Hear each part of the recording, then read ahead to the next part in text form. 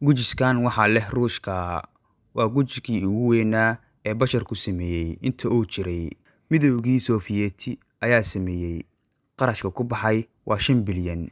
Weyninkiisu markii la suureynayo kan ugu dhow waa mid Mareykanku haysto oo waxa uu ka weyn yahay 7 jeer wax ka badan. Shaqadiisu waa gujis xambaarsan hubka aadka wax u gumaado ee nuclear.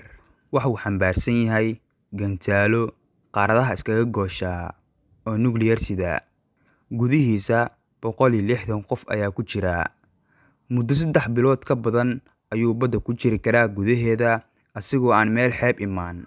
Oo agabkiisii oo dhan waa uu dhameystiran yahay. Magaciisa ama koodkiisa fure ilaa hadda NATO maysan ogaan. Waxa uu awood u leeyahay inuu daqiiqado kooban ugu yaraan Yurub halfkeed dadka ku nool uu dunida ugu cirib tiro. Waxa uu leen karaa balaayin qof maalin gudaheed. Hubka uu xambaarsan yahay awgiis. Ciidamada badda ee Ruushka ayaa xeebaha badda madow soo istaajiyay.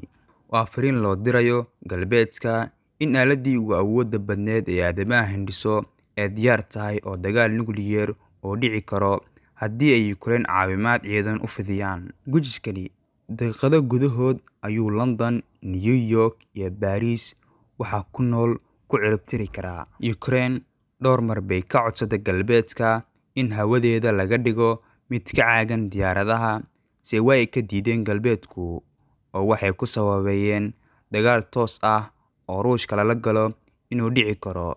Sababtaas ayay u diideen. Awoodda nuclear-ka ah ee gudihiisa ku jirta waxay ifin kartaa magaalooyin badan oo caalamka ah. NATO waxay ku tilmaamtay agabkan cajiibka ah oo qaabka loo sameeyay uu argagax yahay oo halis ku ah jiritaanka basharka. 6 xabo oo asiga ah ayuu Sofiyeetku qorsheeyay inuu sameysto. 5 buu dhameystiray.